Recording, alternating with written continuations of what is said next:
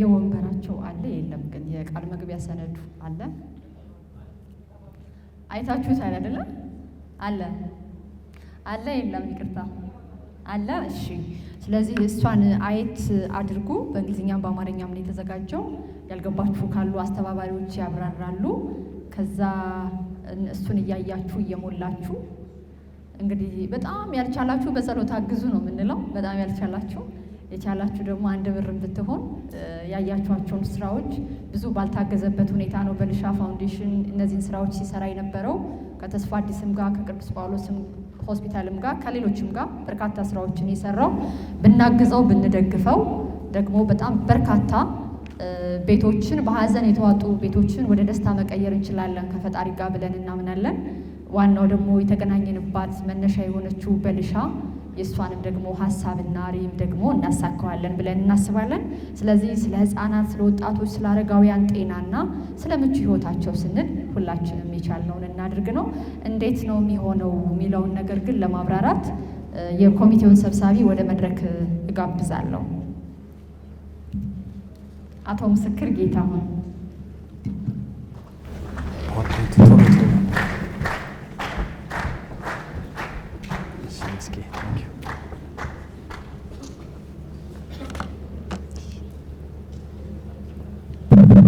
እሺ፣ እንደምናመሻችሁ።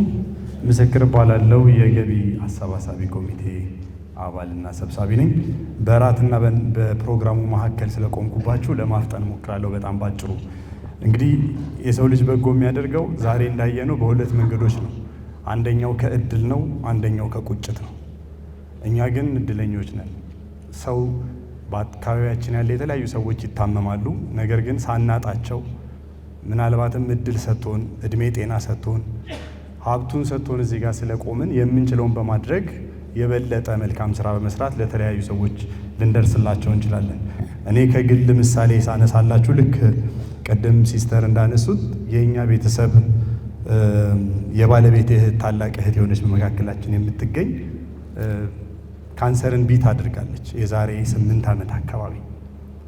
ስለዚህ እኔ ካንሰር ላይ የምሰራው በሊሻ ፋውንዴሽን ለመደገፍ የምሞክረው እድሉ ስለተሰጠኝ የቤታችን ምሰሶ አንኳር የሆነች እህታችን እድሉን ሰጥቷት እግዚአብሔር እድሜውን ሰጥቷት ይሄንን ነገር ማሸነፍ በመቻሏ እኛ ቤተሰብ ውስጥ ማንኛውም የምናደርገው ነገር እግዚአብሔር በሰጠን እድል እየተጠቀምን ለሌሎች እየደረስን ነው ማለት ነው። ተመስገን እያልን ነው፣ መልሰን ለማህበረሰባችን እያበረከትን ነው ማለት ነው። እና በሊሻ ፋውንዴሽንም ድልድይ ነው ማለት ነው፣ ለሌሎች እንድንደርስ ላላወቁት እንድናሳውቅ ነው። ስለዚህ እዚህ የታደማችሁ ክቡራን እንግዶቻችን እንግዲህ የሁለቱንም ዓላማዎች ተሳታፊዎች ናቸው። አንደኛ ግንዛቤ መፍጠር ነው። ግንዛቤው አላችሁ፣ የሌላችሁም ካላችሁ ዛሬ ከዚህ ዘግናችሁ ትሄዳላችሁ።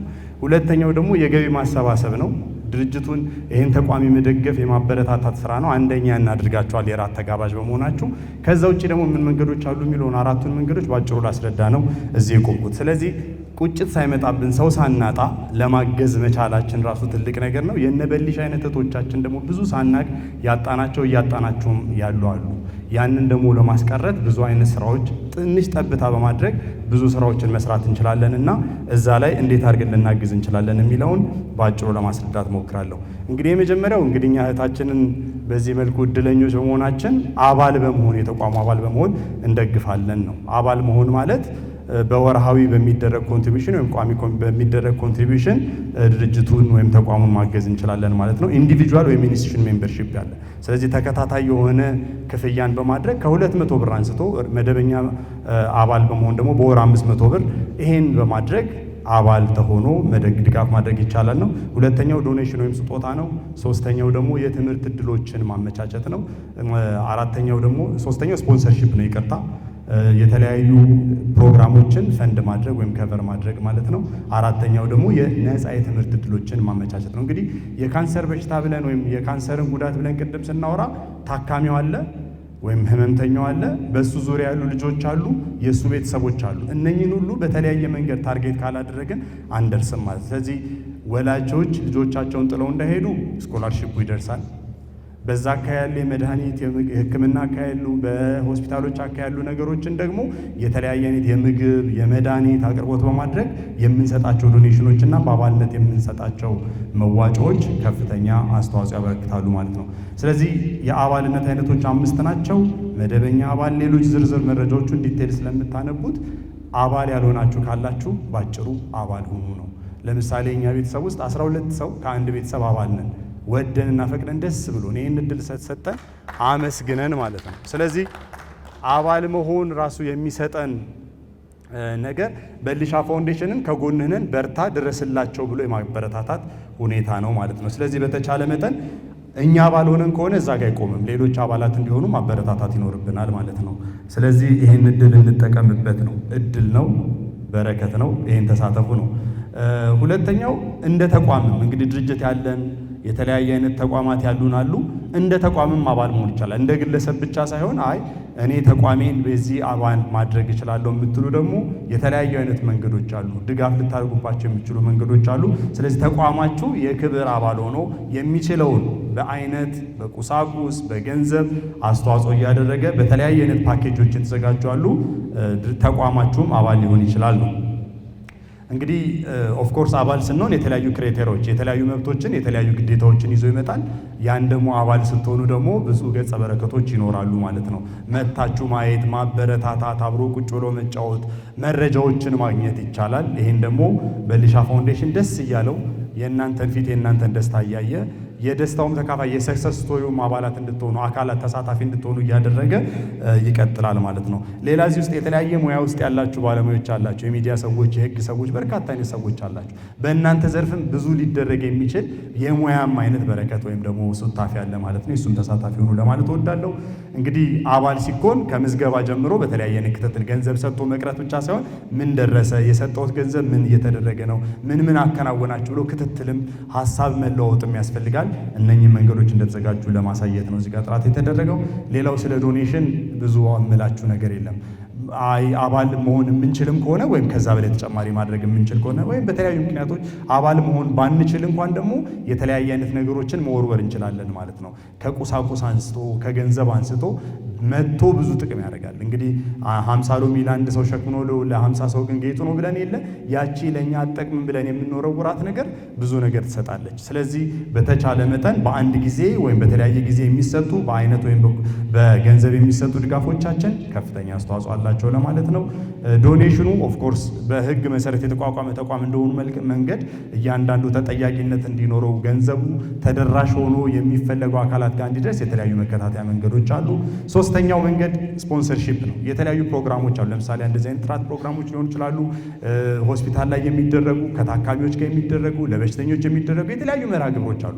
ለምሳሌ ያህል የሆነ ቀን ተወስኖ ነፃ የጡት ካንሰር የምርመራ ቀን ነው ቢባል እዛ ጋር ብዙ ወጪ የሚደረግባቸው ነገሮች አሉ። ለህመምተኞቹ ብዙ የሚደረግ ነገር አለ።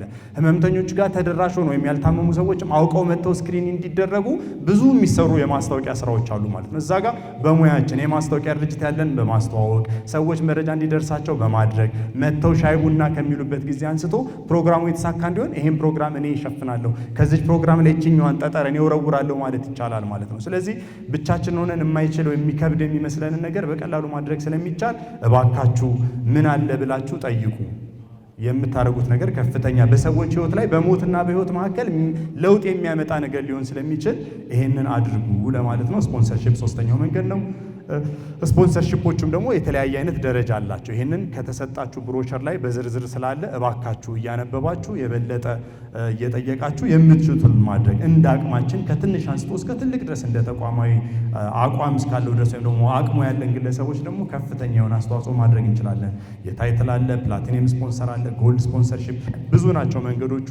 እሱ ዝርዝሩን እየነገርኩኝ ጊዜያችሁን አልወስድም።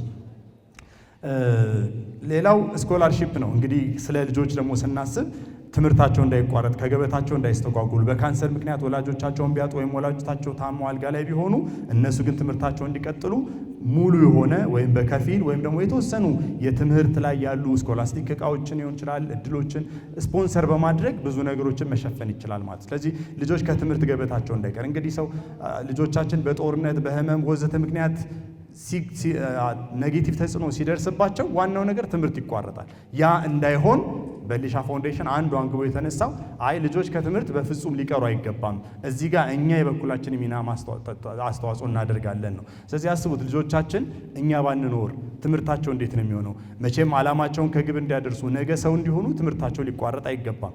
ስለዚህ ያን ደግሞ የማስቀጠል ሰስቴን የማድረግ ስራ በትንሽ አስተዋጽኦ በደብተርና በእርሳስ በተወሰኑ ግብዓቶችና ቁሳቁሶች ሊሸፈን ይችላል ማለት ነው። ስለዚህ እዛም ላይ በሊሻ ፋውንዴሽን የሚሰራበት አንደኛው ስለሆነ ስፖንሰር በማድረግ ስኮላርሺፕ በመሸፈን አባላት በመሆን እንደዚሁም የተለያዩ መዋጮችን በመስጠት የበሊሻ ፋውንዴሽንን በመደገፍ እዚህ ጋር የተጀመረችው በጣም ሳምፕል ስራ ነች። የተሰራችው ስራ በአንድ ዓመት ውስጥ በጣም ጥቃቅን ስራ ነች።